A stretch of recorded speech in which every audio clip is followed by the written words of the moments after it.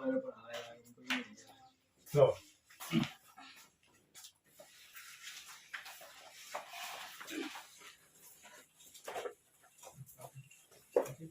देखिए बच्चों, 2020 का अनुसार पढ़ा रहे थे हम। पहला सेट हो गया था, एक आज सवाल रह गया, दूसरे सेट से देखते हैं। सेट नंबर 2 कह रहा है निम्नलिखित सभी खंडों को हल कीजिए। एक नंबर कह रहा है कि मान लीजिए कि पहले का नंबर कह रहा है कि मान लीजिए कि F such that I R tends to I R comma F X बराबर एक्स की पावर 4 द्वारा परिभाषित है। सही उत्तर का चयन कीजिए। फर्स्ट नंबर लिखा है एफ एकी आच्छादक है। सेकंड नंबर लिखा है बहु एक आच्छादक है। थर्ड नंबर एकी है किंतु आच्छादक नहीं। और फोर्थ नंबर ना एकी है ना आच्छादक है। देखिए, इस सवाल को हमने आपको एक ट्रिक बताई थी। इस सवाल को देखोगे और सही विकल्प में आप पहुंच जाओगे, क्योंकि ऑनलाइन में वैसे हमने प्रश्नावली के हिसाब से तो केवल अभी हमने संबंध पढ़ाया है, और आपको क्या नहीं पढ़ाया गया अभी, फलन। और ये फलन का सवाल है। लेकिन पहले सेट में इस सवाल को हमने इसी तरीके से हल किया था, और वहां पर हमने ट्रिक बताई थी आपको कि यदि प्रतिचित्रण में, ये है प्रतिचित्रण, ये क्या है प्रतिचित्रण में आई हो, आर हो, जेड हो, प्रतिचित्रण में ये होना चाहिए।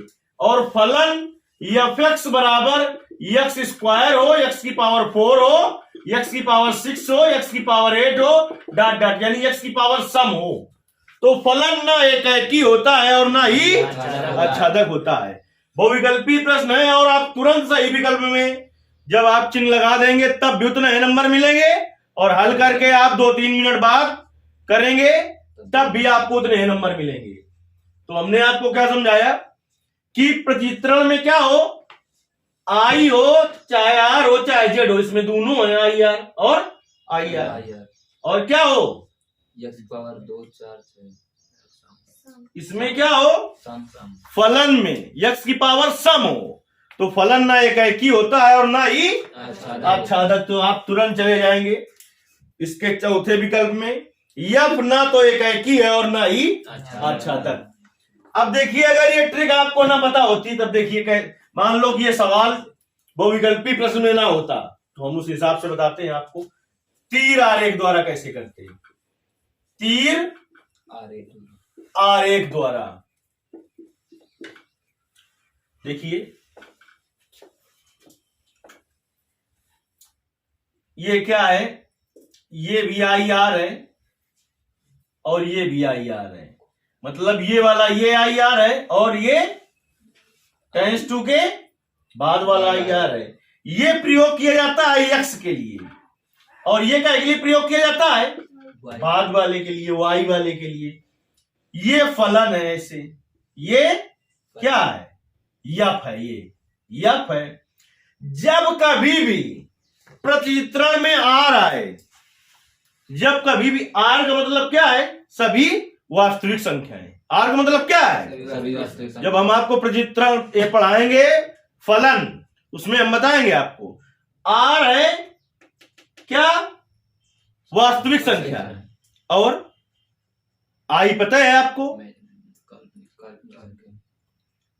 पूर्णांकों के समुच्चय को आई या जेड से प्रदर्शित करते हैं, और इसको वास्तविक संख्या के समुच्चय को आर से प्रदर्शित करते हैं। जब आर की बात आ जाए प्रतिचित्रण में, तो आर का मतलब सभी वास्तविक संख्याएं होती हैं। रूट के अंदर अगर माइनस में हो तो वो काल्पनिक संख्या होती है, उसको छोड़ दो।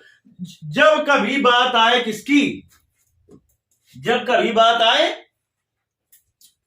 आर की, तो मान 1 और -1 लो, 1 लो और -1 लो।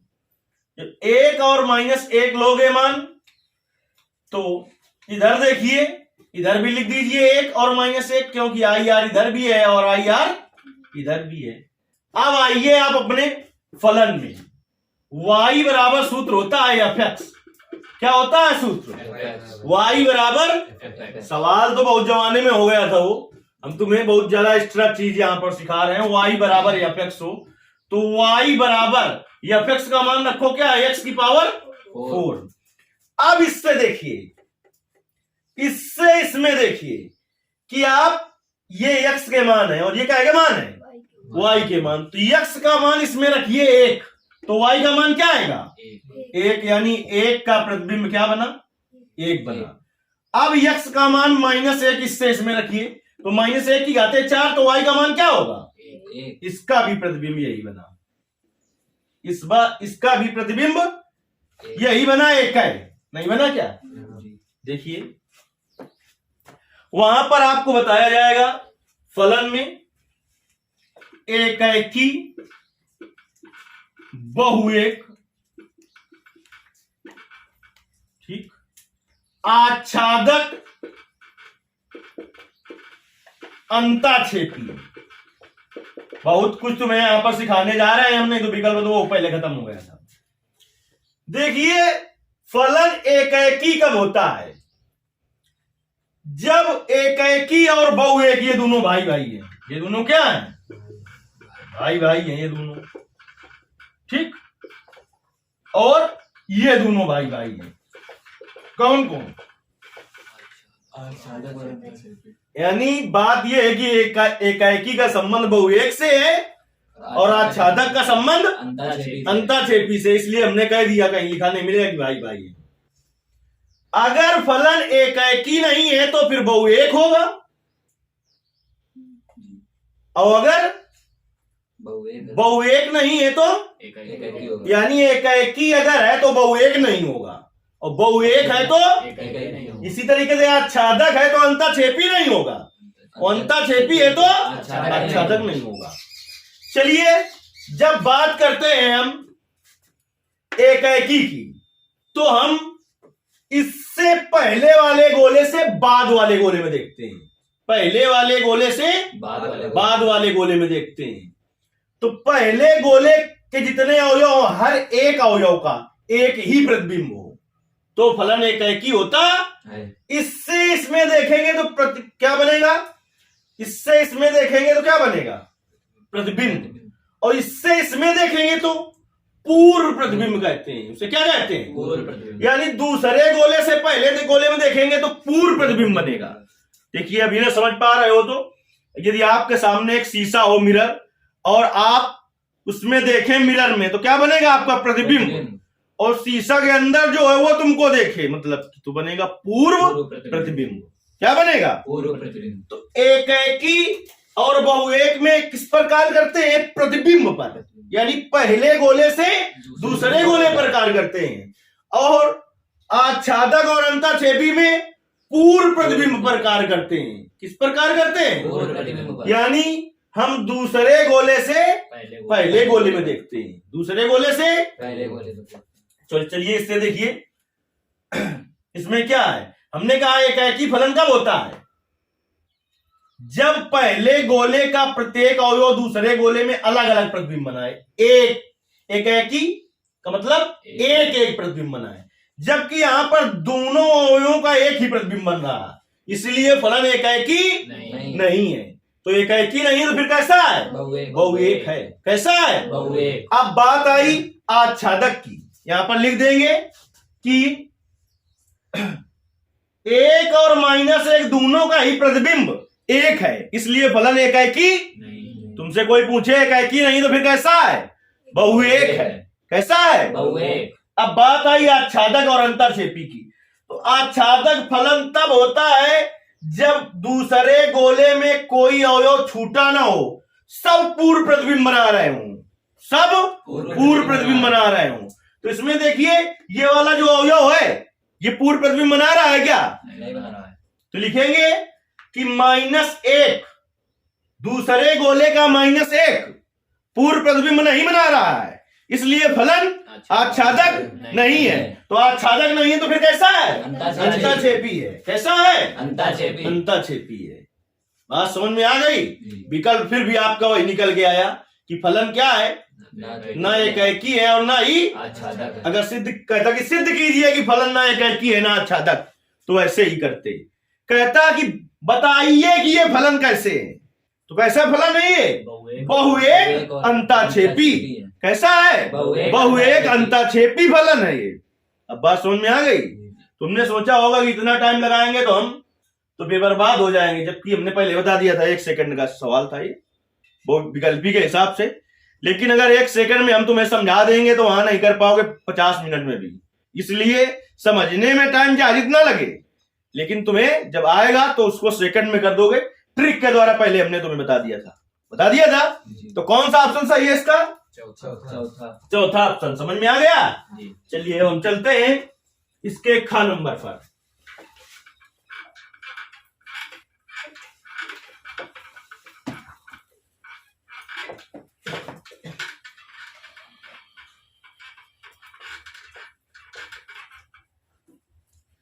ख नंबर इसका क्या है?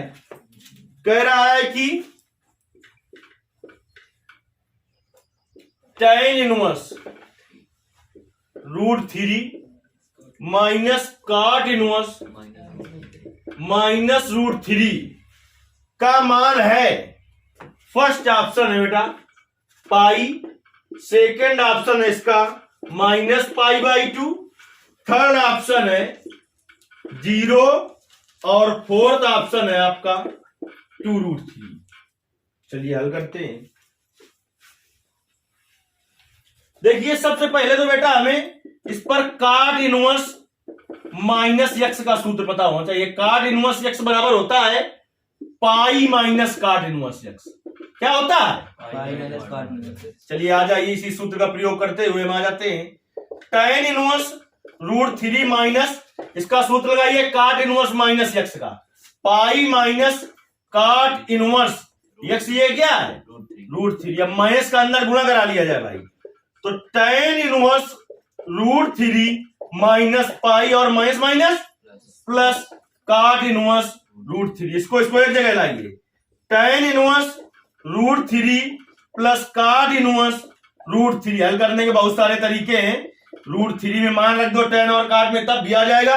जबकि सूत्र होता है कि tan inverse x plus cot inverse x का मान π/2 होता है। क्या होता है? जो यहां है वही यहां है, तो इसका मान क्या हो जाएगा? π/2 माइनस पाई, इसके बटे कुछ नहीं है तो क्या है? 1। तो 2 ले लिया एलसीएम, तो क्या आ गया? पाई माइनस 2π, तो आ जाएगा -π/2। कौन सा विकल्प सही है? दूसरा, सेकंड विकल्प सही है। आ गया समझ में? जी। चलिए अब हम देखते हैं तीसरा सवाल, इसका ग नंबर।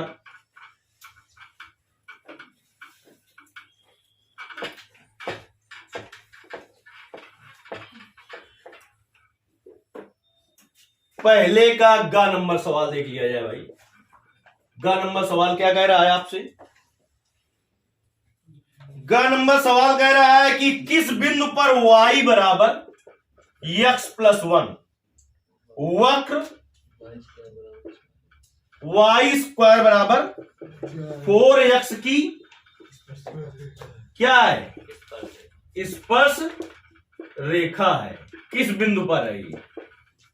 बिंदु दिया है आपका फर्स्ट नंबर 1,2 और सेकंड है 2,1, थर्ड है 1,-2 और फोर्थ जो ऑप्शन है इसका वो क्या है? -1,2। इस तरीके का प्रश्न अगर बहुविकल्पी प्रश्न हो तो तुरंत विकल्प रख के चेक कर लिया करो। क्या करो? विकल्प रख के चेक करो। पहले विकल्प पर काम करेंगे, विकल्प रख के चेक करेंगे। तो x का मान 1 रखो इसमें, जब x बराबर 1 रखोगे तो y बराबर क्या आ जाएगा? 2, तो बिंदु होगा 1,2। यही विकल्प सही है। दूसरा रख के देखो। अच्छा x का मान रखो इसमें 2, तो y का मान कितना आएगा? 3। सही है क्या ये? गया काम से। x का मान 1 रखो तो y का मान 2 आएगा, ना कि -2। ये भी गलत है। अब x का मान कितना रखो? -1, तो y का मान 0 आ जाएगा। यानी कौन सा सही है? पहला सही है। अगर विकल्प बहुविकल्पी प्रश्न ना होता तब इसे हम कैसे हल करते? आइए देखते हैं कैसे हल करते हैं। y बराबर आपका क्या दिया है, x प्लस 1, इसको समीकरण 1 डाल दो, और y बराबर 4x। ये बिंदु की स्पर्श रेखा है, तो इसको क्या करेगा, संतुष्ट करेगा। समीकरण 1 से y का मान समीकरण 2 में रख दो। समीकरण 1 से y का मान समीकरण 2 में रख दो, क्योंकि ऐसे स्पर्श कर रहा है इसको, वक्र कोई है इसको स्पर्श कर रहा है भाई ये, तो रख दो। तो x प्लस 1 का होल स्क्वायर बराबर 4x। हल करिए इसको, क्या आ जाएगा, x square plus 1 plus 2x, इसको इधर ले आओ, माइनस का 4x इक्वल टू 0। तो देखिए ये क्या आ जाएगा, x square minus 2x plus 1 बराबर 0। तो ये लिखा है x माइनस 1 का होल स्क्वायर, चाहे गुणनखंड कर लो तो यही आएगा, दोनों गुणनखंड यही आएंगे। अरे माइनस x में तोड़ेंगे, जब हल करके लाएंगे x माइनस 1 आगे, इधर से x माइनस 1 बराबर अंडर रूट 0, तो 0 x बराबर क्या आ जाएगा, 1 आ जाएगा। अब देखिए अगर यहां से तुम पहचानने में लगे तो दिक्कत हो जाएगी, एक इसमें भी एक इसमें भी, इसलिए पूरा हल कर देते हैं। x का मान समीकरण 1 में रख दो, x का मान समीकरण 1 में रखने पर y का मान 1 धन 1, तो y बराबर क्या आ जाएगा, 2। तो बिंदु क्या होगा, 1। अगर बहुविकल्पी प्रश्न होता तो फिर इसको ऐसे हल करते हम। चलिए पहले का घ हो गया आपका कंप्लीट। अब बारी आई कि पहले का घ हल किया जाए।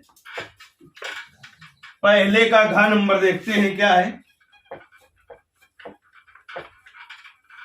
पहले का घ नंबर प्रश्न कह रहा है कि ए और बी ऐसी दो घटनाएं हैं। पहले का घ नंबर ए और बी, यहां चमक तो नहीं रहा बोर्ड से, ए और बी ऐसी दो घटनाएं हैं कि PA plus PB minus P A और बी, ए और बी बराबर पीए करा। तब फर्स्ट ऑप्शन दिया है पी बी अपान ए बराबर 1, सेकंड ऑप्शन दिया है पी ए अपान बी बराबर 1, थर्ड ऑप्शन दिया है पी बी अपान ए बराबर 0, और फोर्थ ऑप्शन दिया है पी ए अपान बी बराबर 0। लिखा हुआ अभी भी क्लियर आ रहा है नहीं? चलिए पी ए हल करते हैं बेटा इसको। P A plus P B minus P, और का मतलब गुणा, फिर या का मतलब यूनियन, और का मतलब इंटरसेक्शन। तो पी ए इंटरसेक्शन बी बराबर पी ए। बात समझ में आई कि ना आई? इससे ये कट गया। तो देखिए यहां से पी बी बराबर क्या आ गया बेटा, इसको उधर ले जाइए, पी ए इंटरसेक्शन बी, तो ये इधर का है गुणा में उधर का हो जाएगा भाग में, 1 बराबर हो जाएगा पी ए इंटरसेक्शन बी बटे पी बी। मैंने साफ प्रतिबंध प्रायिकता के सूत्र में सिखाया था तुम्हें कि पी ए पान बी का सूत्र क्या होता है, पी ए इंटरसेक्शन बी बटे पी बी, और पी बी अपान ए का सूत्र क्या होता है, पी ए इंटरसेक्शन बी बटे पी ए।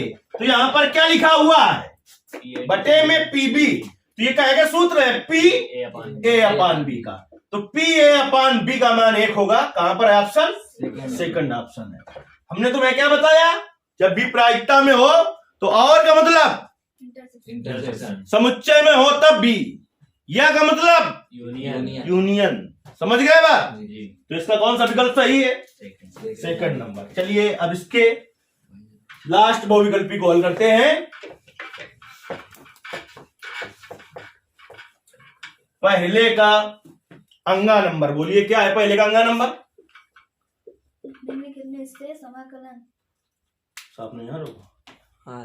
पहले का अंगा नंबर बोलिए, निम्नलिखित का समाकलन। हाँ, cos स्क्वायर x dx का सही मान, तो हमने कहा जिसका भी समाकलन करना हो उसे आई बराबर मान लो। हमेशा एक चीज ध्यान रखो कि cos square x, sine square x, tan square x और काट स्क्वायर एक्स का सीधे समाकलन नहीं हो सकता है। इसे सूत्र में बदल के लाना पड़ेगा, इसे सूत्र में बदल के लाना पड़ेगा। तो देखिए cos 2x के 4 सूत्र बताए थे हमने, लेकिन हमें cos स्क्वायर x का मान निकालना है तो ऐसा सूत्र लगाएं कि उसमें cos स्क्वायर x आए, तो 2 cos स्क्वायर x माइनस 1। हमने कहा cos स्क्वायर x हो, sin स्क्वायर x हो, tan स्क्वायर x हो और cot स्क्वायर x हो तो उसका सीधे समाकलन नहीं कर सकते हैं, हमें सूत्र में बदल के लाना पड़ेगा। क्या करना पड़ेगा? सूत्र में बदल के लाना। तो देखिए यहां से इसको इधर ले आइए, तो 1 प्लस cos 2x बराबर 2 cos स्क्वायर x। मान हमें क्या आएगा चाहिए, तो क्या आ जाएगा 1 प्लस cos 2x अपान 2 बराबर cos स्क्वायर x। इतने सामने आप कुछ नहीं करेंगे, हम उस तरीके से हल कर रहे हैं कि बहुविकल्पी प्रश्न नहीं है ये, हल करने को आ जाए। रखिए cos स्क्वायर x का मान 1 प्लस cos 2x अपान 2 और dx अलग अलग कर लो बेटा, 1/2 इंटीग्रेशन dx, ठीक, plus 1/2 integration cos 2x dx। Bounce हो गया क्या? जी नहीं, अलग अलग कर दिया ना, जी। तो 1/2 dx का समाकलन, यस 1/2 cos x का समाकलन, sin x तो cos 2x का। sin 2x अब 2x का अवकलन क्या होता है? 2 तो समाकलन होगा 1/2 प्लस c, तो 1/2x प्लस 1/4 और sin 2x प्लस c। देखिए कौन सा विकल्प सही है? पहला पहला विकल्प सही होगा, जो सही हो वो लिख देना है आपको। तो बहुविकल्पी प्रश्न हो गए, अभी और हैं। हो गया।